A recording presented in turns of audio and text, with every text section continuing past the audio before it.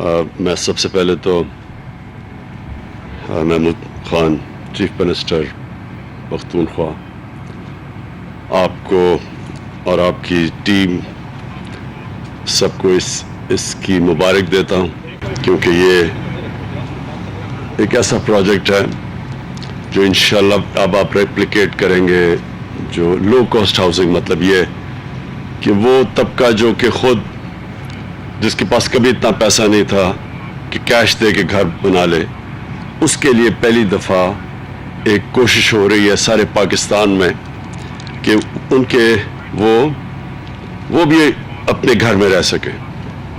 پہلے میں آپ کو اپنی جو میرا فلسفہ ہے زندگی کا، اور جو میری حکومت جب سے آیا ہوں میری پوری کوشش ہے کہ دیکھیں معاشرہ جو ہوتا ہے اس کی پہچان امیر لوگوں کے بڑے بڑے گھروں میں پیسے والے لوگوں کی سوسائٹیز یا جدھر وہ رہتے ہیں، کبھی بھی ایک معاشرے کی یہ پہچان نہیں ہوتی کہ اس کے امیر لوگ کیسے رہتے ہیں۔ معاشرے کی پہچان تب ہوتی ہے کہ اس کا کمزور طبقہ کیسے رہتا ہے، اور جو معاشرہ اپنے کمزور غریب طبقے کا دھیان نہیں رکھ سکتا، دنیا کی تاریخ میں وہ معاشرہ اوپر نہیں گیا۔ جو ہمارے اور دنیا کے سب سے عظیم لیڈر نبی صلی اللہ علیہ وسلم، انہوں نے جو انقلاب دنیا کی تاریخ کا سب سے بڑا انقلاب آیا تھا، جو انہوں نے مدینہ کی ریاست کو ایک ماڈل بنا کے اس کے اوپر ایک دنیا کی تاریخ کا انقلاب لے کے آئے تھے، اس کا بنیادی فلسفہ یہ تھا کہ ایک معاشرے نے احساس کی اپنے اس طبقے کی جو کہ کمزور تھا، جو غریب تھا، معذور تھے، بیوہ تھے، یتیم تھے۔ یہ کبھی پہلے ایسا نہیں ہوا کہ ایک ریاست نے فیصلہ کیا کہ سب سے پہلے پیسہ ہو یا نہ ہو، ان لوگوں کو، اس طبقے کو ہم نے اوپر اٹھانا ہے۔ اور اس کا دوسرا پہلو، اسی بنیاد رکھی گئی تھی اس معاشرے کی، قانون کی بالادستی کے لیے۔ قانون کی بالادستی کا میں بار بار مطلب سمجھانا چاہتا ہوں، جو بھی ہمارے پاکستان میں نہیں لوگوں کو سمجھ آ رہی۔ قانون کی بالادستی کا مطلب یہ ہوتا ہے کہ طاقتور کو قانون کے نیچے لے کے آنا، کیونکہ کمزور تو بیچارہ ویسے ہی، اس کو تو قانون کی اس لیے ضرورت ہوتی ہے، اس کو تحفظ چاہیے طاقتور سے، لیکن جو طاقتور ہے وہ ہمیشہ اپنے آپ کو قانون کے اوپر رکھتا ہے۔ وہ سمجھتا ہے اس کے لیے پریولیجز ہونی چاہیے، وہ ڈاکے بھی مارے تو اس کو قانون کو پکڑنا نہیں چاہیے۔ اور جو بھی جس کو بنانا ریپبلک کہتے ہیں، بنانا ریپبلک وہ ہوتی ہے جدھر وہ معاشرہ طاقتور ڈاکوؤں کے لیے ایک علیحدہ قانون رکھتا ہے اور کمزور کے لیے دوسرا رکھتا ہے۔ تو یہ دو چیزیں ہوتی ہیں، ایک تو ہم لگے ہوئے ہیں، جدوجہد ہے، یہ بڑی سٹرگل ہے۔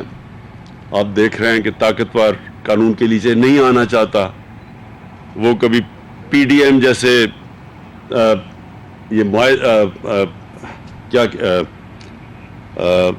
تنظیمیں بناتا ہے، یا پی ڈی ایم جیسی الائنسز کرتا ہے۔ صرف مقصد یہ ہوتا ہے کہ ہمارے لیے ایک قانون ہے، ہمیں عام لوگوں کے قانون کی طرح نہ رکھو، ہم کوئی خاص لوگ آئے ہیں، ہم چوری کریں، ڈاکہ ماریں، منی لانڈرنگ کریں، ہمیں آپ قانون کے نیچے نہیں لا سکتے، تو بلیک میل کرتے ہیں۔ اسی طرح شوگر مافیا ہے، لوگوں کو بیچاروں کو مہنگی چینی، غربت پیدا کر کے، قیمتیں بڑھا کے اور پیسہ بناتے ہیں، اور پھر نہ وہ ٹیکس دیتے ہیں، نہ وہ ان کے اوپر کچھ کریں، تو پھر وہ بھی کہتے ہیں کہ ہم کوئی خاص لوگ ہیں۔ اور اس طرح ساری جگہ ایسے مافیا بیٹھے ہوئے ہیں۔ تو قوم کبھی وسائل کی کمی سے غریب نہیں ہوتی ہے، یاد رکھنا۔ قوم غریب تب ہوتی ہے جب ہمارے نبی صلی اللہ علیہ وسلم نے کہہ دیا تھا کہ تمہارے سے پہلے بڑی قومیں تباہ ہوئیں، جیسے طاقتور کے لیے ایک قانون اور کمزور کے لیے دوسرا۔ اس کو رول آف لا کہتے ہیں، قانون کی بالادستی۔ تو ایک یہ ہے، اور دوسرا جو آج جس کے لیے میں یہاں آیا ہوں، ایک آدمی کی، ایک انسان کی بنیادی ضروریات پوری کرنا ایک اسٹیٹ کی سب سے بڑی ذمہ داری ہے۔ ہم نے آج تک کبھی سوچا ہی نہیں کہ جو غریب آدمی ہے، جو مزدور ہے، جو مکینک ہے، جو ویلڈر ہے، جو چھوٹی دکان چلاتا ہے، جو چھابڑی والا ہے، ان کی بھی خواہش ہوگی کہ اب ہمارا اپنا گھر ہو۔ سب سے بڑی چیز ہوتی ہے کہ میں چلے سارا دن محنت کرتا ہوں، جو بھی کرتا ہوں، شام کو ایک ایسی جگہ پہ جاؤں جو میرا گھر ہو۔ یہ سارے انسانوں کے اندر یہ سب سے بڑی خواہش ہوتی ہے، اور سب سے بڑی ایک انسان کو انسیکیورٹی، یعنی ایک خوف ہوتا ہے سب سے بڑا کہ میرے اور میری بیوی بچوں کے سر پہ چھت نہ ہو۔ یہ سب سے بڑا خوف ہوتا ہے۔ کوئی اندازہ نہیں لگا سکتا کہ جب کوئی برا وقت آتا ہے، مثلا زلزلہ آتا ہے، سیلاب آتے ہیں، اور جس طرح پختونخوا میں قبائلی علاقے کے اندر جب وہ جنگ ہوئی تو ایک دم لوگوں کو سب کچھ چھوڑ کے نکلنا پڑا، اور ایک دم وہ کیمپس میں چلے گئے۔ یہ جلو زئی میں بھی افغان بیچارے جب وہاں سے آئے تھے مشکل وقت، وہ بھی یہاں رہتے تھے، لیکن وہ تو پھر بھی وہ ان کے سر پہ چھت تھی۔ لیکن یہ جو خوف ہے، یہ سب سے بڑا خوف ہوتا ہے، اور ہمارے کبھی بھی کسی حکومت نے یہ سوچا ہی نہیں کہ وہ بیچارے ان لوگوں کے لیے ہم کیا کریں۔ تو یہ پاکستان کی تاریخ میں پہلی دفعہ ہو رہا ہے۔ ایک پرائم منسٹر جنیجو تھے، انہوں نے کوشش کی، وہ فیل ہو گئی تھی ان کی اسکیم، کیونکہ انہوں نے جدھر گھر بنا دی ادھر لوگ رہنا ہی نہیں چاہتے تھے۔ ہم جو یہ اسکیم لے کے آ رہے ہیں لو کاسٹ ہاؤسنگ کی، پہلے ہم نے پوری سروے کی ہوئی ہے، رجسٹر کیا ہوا ہے، ہمارے پاس رجسٹرڈ ہیں لوگ جو کہ گھر ایک چھت چاہتے ہیں، ایک گھر چاہتے ہیں۔ تو اس کے بعد پھر ہم نے ادھر سے شروع کیا۔ اب ظاہر ہے گورنمنٹ کے پاس تو پیسے نہیں کہ ہر آدمی کو گھر بنا کے دے دے۔ کوئی بھی دنیا میں گورنمنٹ یہ نہیں کر سکتی۔ امیر ترین ملک بھی اپنے سارے شہریوں کو گھر نہیں دے سکتے۔ لہٰذا اس کا ایک ہی طریقہ ہے جو دنیا نے ایک کامیاب ماڈل بنا ہوا ہے، وہ یہ کہ بینکوں کو کہیں کہ قرضے دیں لوگوں کو اپنے گھر بنانے کے لیے۔ تو یہ جو اسکیم آئی ہے، اس میں کیا ہوگا کہ ہم نے پوری کوشش کی ہے کہ سستے گھر بنے، گورنمنٹ کی زمین پہ بنے،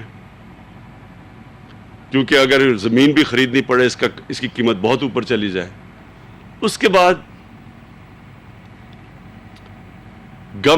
فیڈرل گورنمنٹ ہم ہر گھر کے اوپر 3 لاکھ روپے دے رہے ہیں کہ اگر گھر کی قیمت 25 لاکھ ہے تو وہ نیچے آ کے 22 لاکھ ہو جائے۔ وہ کیوں ضروری ہے نیچے لانی؟ کیونکہ پھر قسطیں، جو ایک آدمی کرائے کی قسطیں دیتا ہے گھر میں رہنے کے لیے، وہی قسطیں وہ دے کے بینک کو، تو اس کا اپنا گھر بن جاتا ہے۔ تو ہم چاہتے تھے کہ اس کی قسط نیچے آئے مہینے کی، کیونکہ جتنا گھر کا پورا کاسٹ نیچے آئے گا تو اتنی اس کی مہینے کی کم قسط دینی پڑے گی۔ لہٰذا حکومت نے 3 لاکھ روپیہ دیا ہر گھر کے اوپر، اور پھر جو کہ ہمارا نیا پاکستان ہاؤسنگ ہے وہ اس کے ساتھ مل کے یہ کر رہے ہیں، پروونشل گورنمنٹ، پختونخوا کی گورنمنٹ اور نیا پاکستان ہاؤسنگ مل کے یہ کر رہے ہیں، اس لیے 3 لاکھ روپیہ ہر گھر پہ سبسڈی مل رہی ہے۔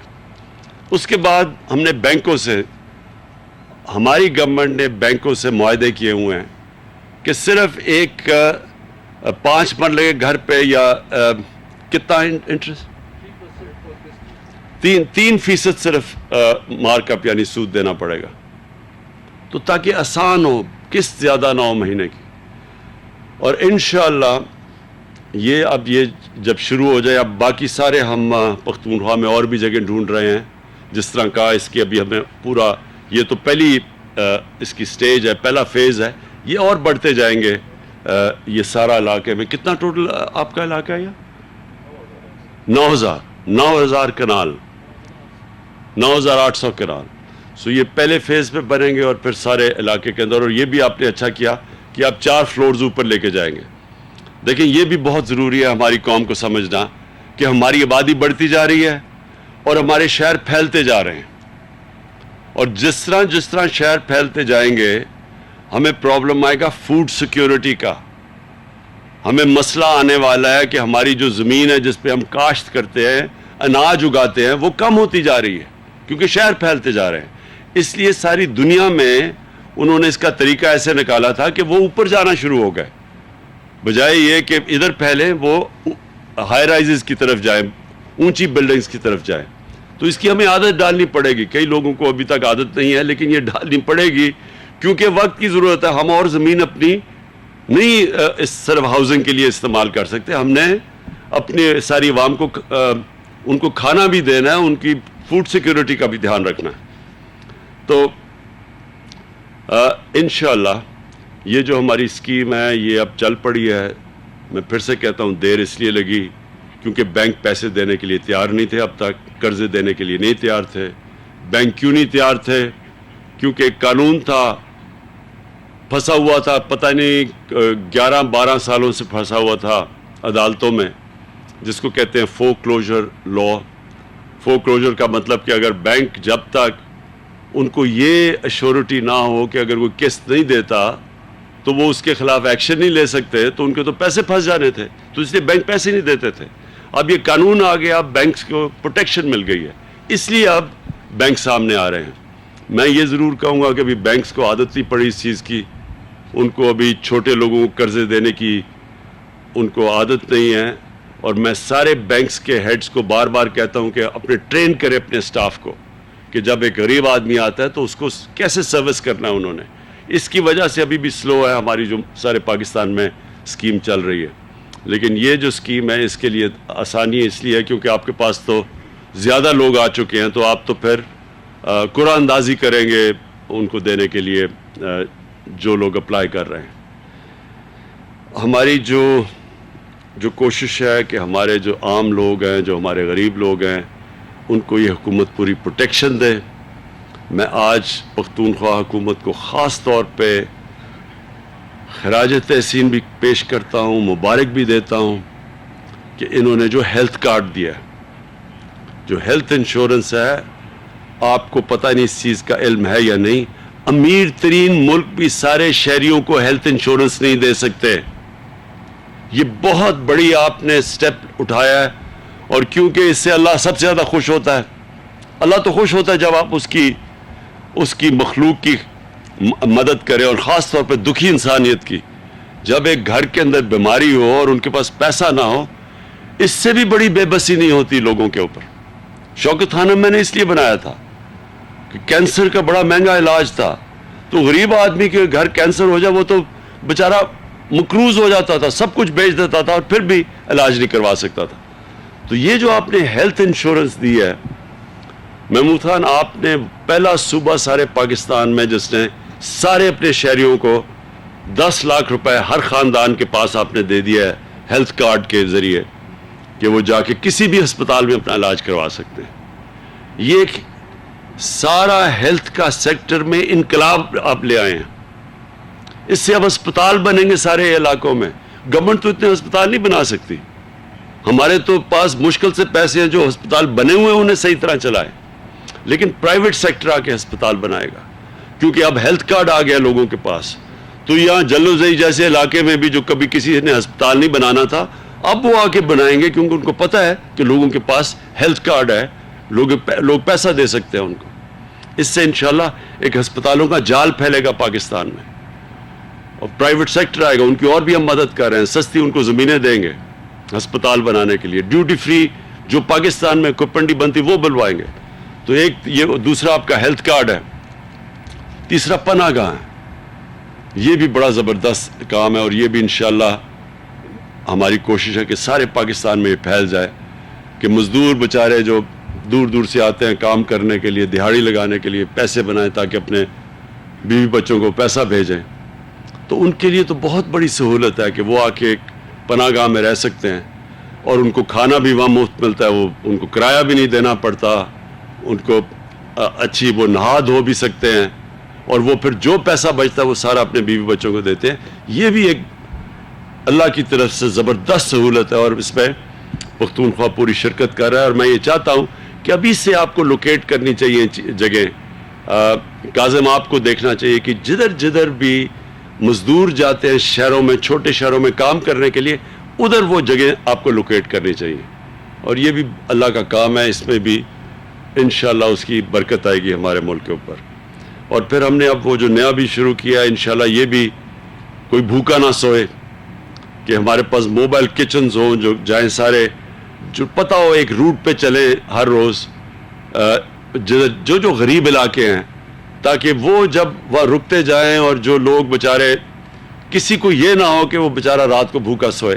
تو یہ بھی ایک میری خواب ہے، اور انشاءاللہ یہ بھی جب ہم ریاست مدینہ کی بات کرتے ہیں تو اس میں یہ چیزیں تھیں۔ ریاست مدینہ کے اندر انسانیت تھی، ایک انسانیت کا نظام، ایک فلاحی ریاست بنی تھی۔ پیسے نہیں تھے ان کے پاس تھا، لیکن انہوں نے راستہ دکھا دیا تھا کہ ہم نے اپنے ایک انسانیت کا نظام بھی بنانا تھا اور قانون کی بالادستی قائم کرنی ہے۔ یہ دو چیزیں ہیں جس کی وجہ سے دنیا کی تاریخ کا سب سے بڑا انقلاب آیا تھا وہاں۔ اور ہم جس طرح علامہ اقبال کہتے ہیں کہ جب بھی ایک مسلمان معاشرہ جب بھی وہ اوپر آیا ہے تو وہ وہی مدینہ کے ریاست کے اصولوں کے اوپر جا کے تو تب وہ واپس اوپر آئے، جتنا بھی نیچے گرتا گیا ہو۔ اور یہ نہیں کہ صرف مسلمان، جو بھی قوم ان اصولوں کے اوپر چلے گی وہ اوپر آ جائے گی۔ تو آج جو آپ قومیں اوپر دیکھ رہے ہیں، آپ جب سٹڈی کریں گے ان کو تو آپ کو پتہ چلے گا کہ ان اصولوں پہ چلے گئے ہیں جو کہ مدینہ کے اصول تھے۔